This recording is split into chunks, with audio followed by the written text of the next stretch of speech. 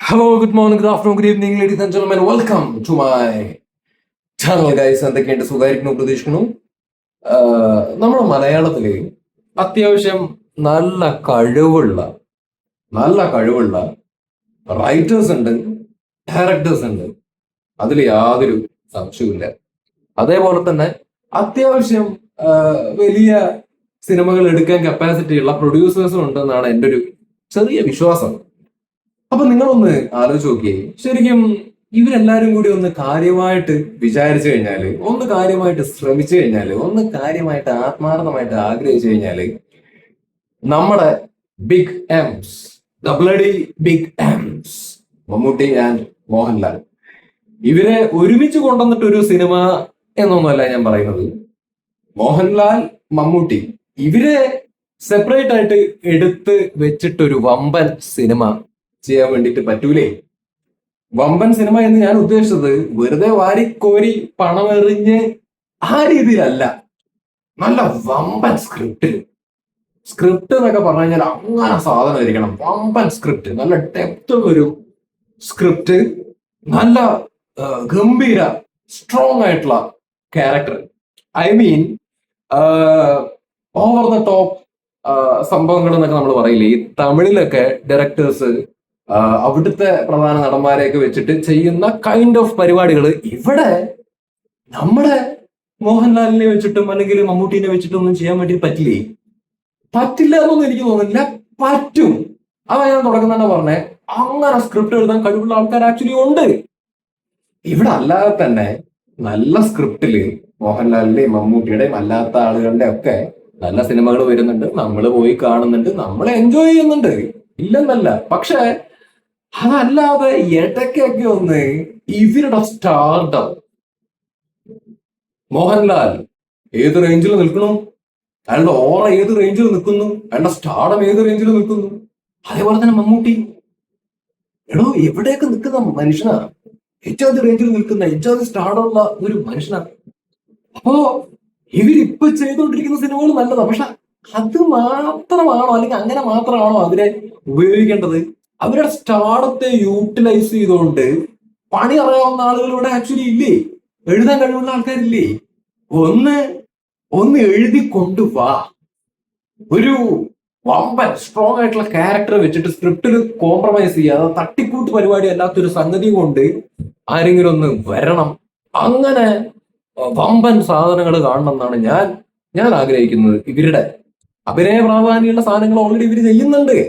അതല്ലാത്ത നമ്മളിപ്പോ ഈ വിജയുടെ പടം വരുന്ന സമയത്ത്, രജനീകാന്തിന്റെ പടം വരുന്ന സമയത്ത്, കമൽഹാസിന്റെ പടം വരുന്ന സമയത്ത്, അജിത്തിന്റെ പടമൊക്കെ വരുന്ന സമയത്ത് നമ്മൾ തിയേറ്ററിൽ പോയിട്ട് പൂരപ്പറമ്പാക്കുന്നുണ്ട്, അല്ലെങ്കിൽ നമ്മൾ ഉത്സവം പോലെ ആഘോഷിക്കുന്നുണ്ട്. നമുക്ക് ഗൂസ്ബംസ് വരുന്ന കൈൻഡ് ഓഫ് പടങ്ങളാണ് അവര് ഇവിടെ കേരളത്തിൽ ഇറക്കിയിട്ട് നമ്മള് മലയാളികൾ പോയി കണ്ടിട്ട് നമ്മൾ ആസ്വദിക്കുകയാണ്, നമ്മൾ എൻജോയ് ചെയ്യണം, നമ്മൾ അവരെ തലകേറ്റി വെക്കുകയാണ്. അല്ല, അവരെ തലകേറ്റി വെക്കാം. പക്ഷെ ഇവിടെ നമുക്ക് ഇത്രയും സ്റ്റാർ പവർ ഉള്ള നമ്മുടെ വമ്പൻ ആൾക്കാർ ആക്ച്വലി ഉണ്ട്. മോഹൻലാൽ, മമ്മൂട്ടി പോലത്തെ ആൾക്കാരുള്ളപ്പോ അവരെ വെച്ചിട്ടും ഈ തമിഴ് ഡയറക്ടേഴ്സ്, റൈറ്റേഴ്സ് അവിടുത്തെ ആൾക്കാരെ യൂട്ടിലൈസ് ചെയ്യുന്ന പോലെ നമ്മുടെ ആൾക്കാർ ഇവരെ യൂട്ടിലൈസ് ചെയ്തത് കാണാൻ നമ്മൾ ഡിസർവിങ് ആണ്. നമ്മൾ പ്രേക്ഷകരും ആഗ്രഹിക്കുന്നില്ല. ഇപ്പൊ ഈ അന്തങ്ങളുടെ കാര്യം വിട്, ഈ അന്ധമായിട്ടുള്ള ആരാധിക്കുന്ന അങ്ങോട്ട് ഇങ്ങോട്ട് കളിവാരി എറിയുന്ന പൊട്ടന്മാരുടെ കാര്യം വിട്. അതല്ലാത്ത ബോധമുള്ള മമ്മൂട്ടി ഫാൻസ് ആയിക്കോട്ടെ, മോഹൻലാൽ ഫാൻസ് ആയിക്കോട്ടെ, അതല്ലാത്ത ഇവരെ സ്നേഹിക്കുന്ന ന്യൂട്രൽ ഓഡിയൻസ് ആയിക്കോട്ടെ, എല്ലാവരും വളരെ ആത്മാർത്ഥമായിട്ട് അങ്ങനെ ഒരു രീതിയിൽ തിയേറ്ററിൽ ഇവരുടെ പരിപാടികൾ എൻജോയ് ചെയ്യണമെന്ന് ആഗ്രഹിച്ചിട്ടിരിക്കുന്ന ആൾക്കാരുണ്ട്.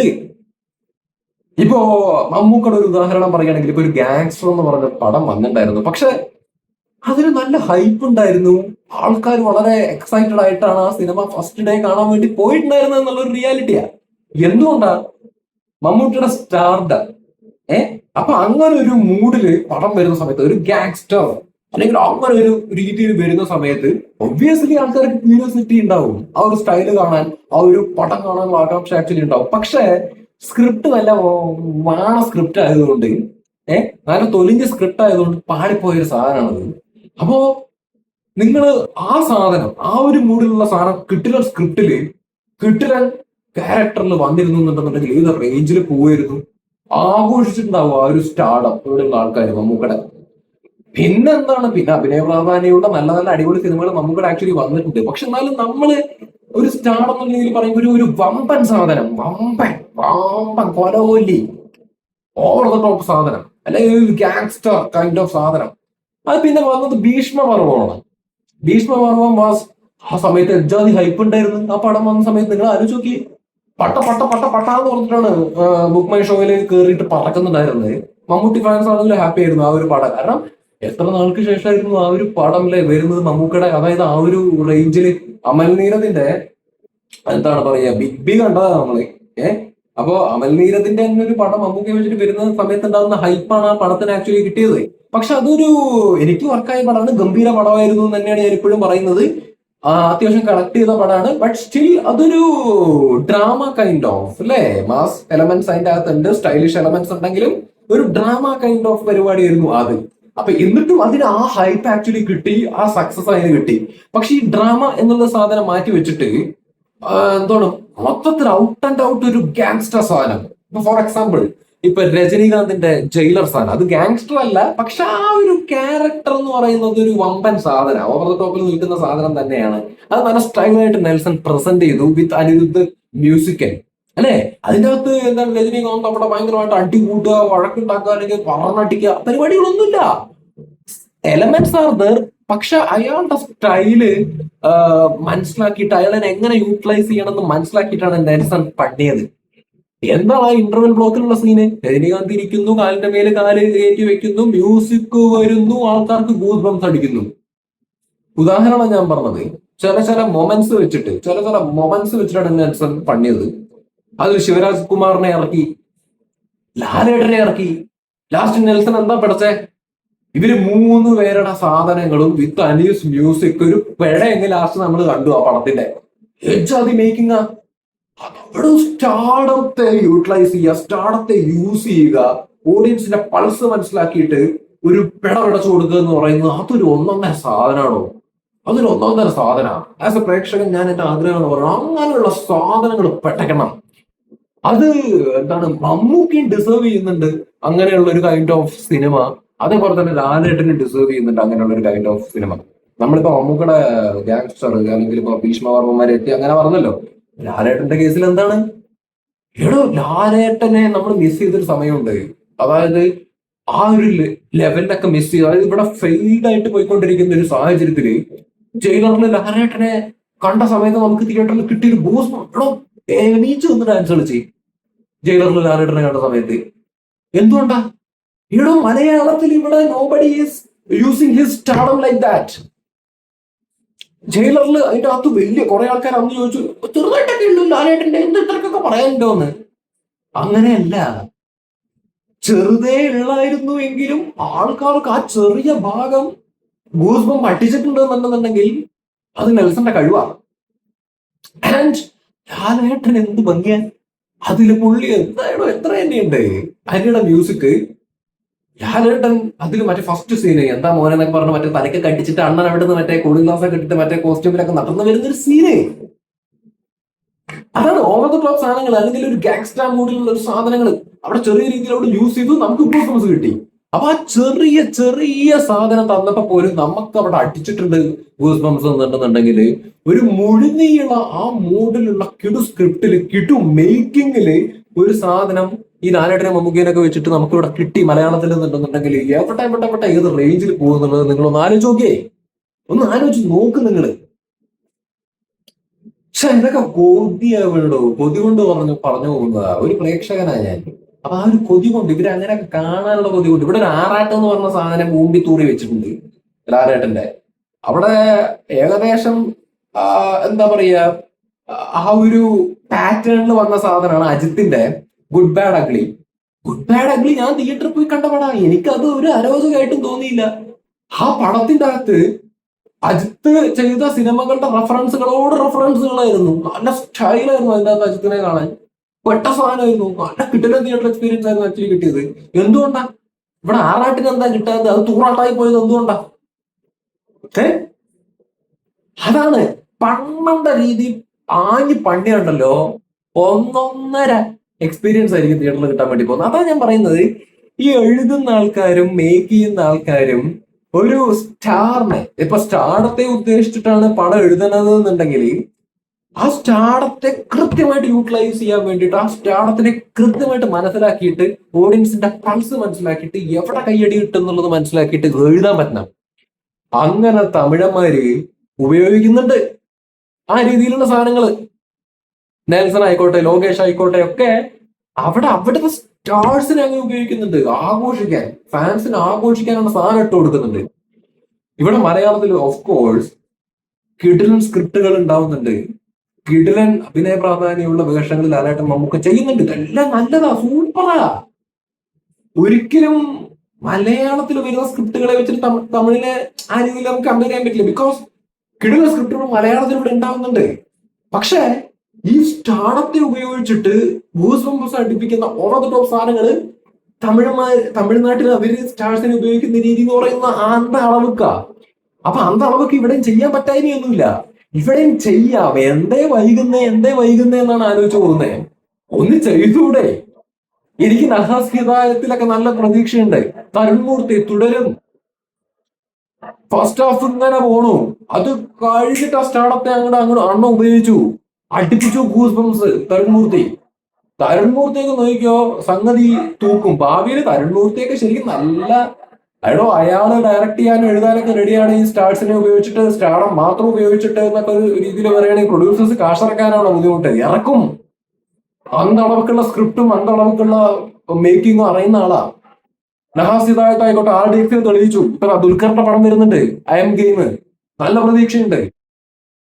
അയാൾക്ക് അറിയാം എവിടെ ആൾക്കാർ കൈയടിക്കും, അറിയാം.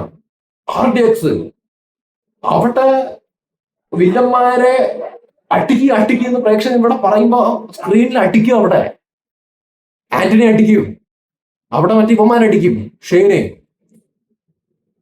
ധീരജിനൊക്കെ ഉപയോഗിച്ചത് കണ്ടില്ലേ? അവൻ പണി അറിയാം. നഹാസ് ഇവിടെ ഉണ്ട്, എഴുത്തും ഡയറക്ഷനും അറിയുന്ന പണി അറിയുന്ന ആൾക്കാരുണ്ട്. ഇനി ഐ എം ഗെയിമിൽ നോക്കിക്കോ, ദുൽഖറിന്റെ സ്റ്റാർഡത്തെ ഉപയോഗിച്ചിട്ടുണ്ടാവും അതിന്റെ അകത്ത്, പൊളിയായിട്ട് അതിന്റെ അകത്ത് വരും. അവൻ ശരിക്കും ഇവിടെ നമുക്കുള്ളത് ബിഗ് ഗൺസ് മാൻ. ഇപ്പൊ മമ്മൂക്കിക്ക് 74-73 വയസ്സായി. ലാലേട്ടന് 65-66, ലൈക്ക് എത്ര പ്രായമായിട്ടുണ്ട്. സ്റ്റിൽ അവർക്ക് സ്വാഗും ആ ഒരു വമ്പൻ ഓറയുണ്ട്.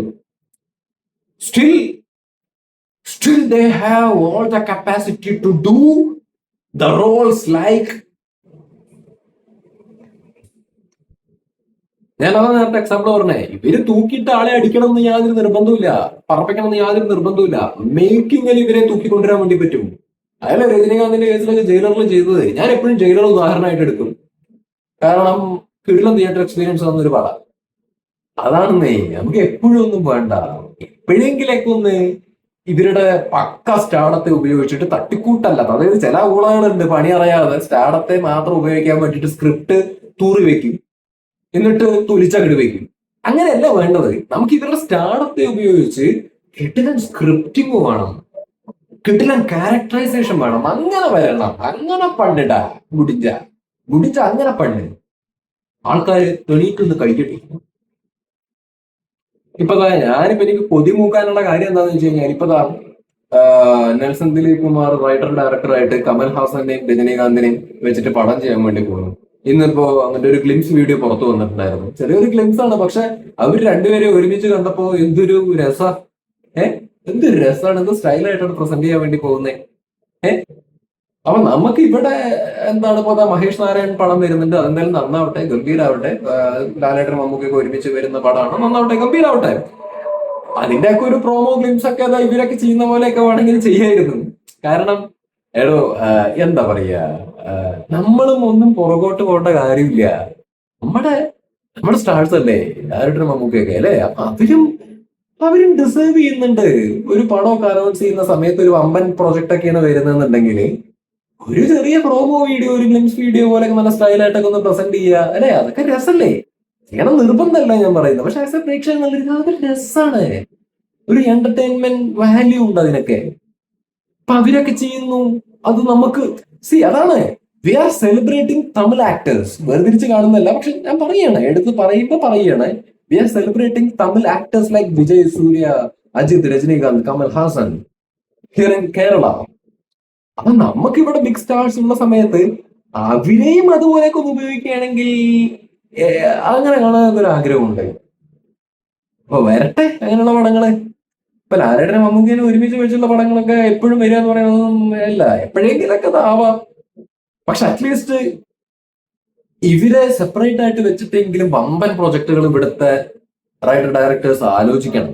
തട്ടിക്കൂട്ടല്ലേ ദയവ് ചെയ്തിട്ട് ഒന്ന് ആലോചിച്ച് കൃത്യമായിട്ട് ഒരു കിടിലൻ സാധനം കൊണ്ടൊക്കെ ഒന്ന് വാ, നമ്മൾ കാണാൻ ആഗ്രഹിക്കുന്നു. ഏഹ് അവരെ വെച്ച് പടം എടുക്കുക എന്ന് പറയുമ്പോഴേ, മോഹൻലാലിനെ വെച്ചിട്ട് അല്ലെങ്കിൽ മമ്മൂട്ടിയെ വെച്ചിട്ട് ഒരു പടം എടുക്കുക, കിടിലൻ സ്ക്രിപ്റ്റ്, പണി അറിയാവുന്ന ഒരു ഡയറക്ടർ, പണി അറിയാവുന്ന ഒരു റൈറ്റർ എന്നൊക്കെ പറയുമ്പോൾ പണം ഇറക്കാൻ ആൾക്കാരില്ലാത്ത പ്രശ്നമൊന്നും ഉണ്ടാവില്ല. എന്തായാലും ഇറക്കാൻ ആൾക്കാരുണ്ടാവും.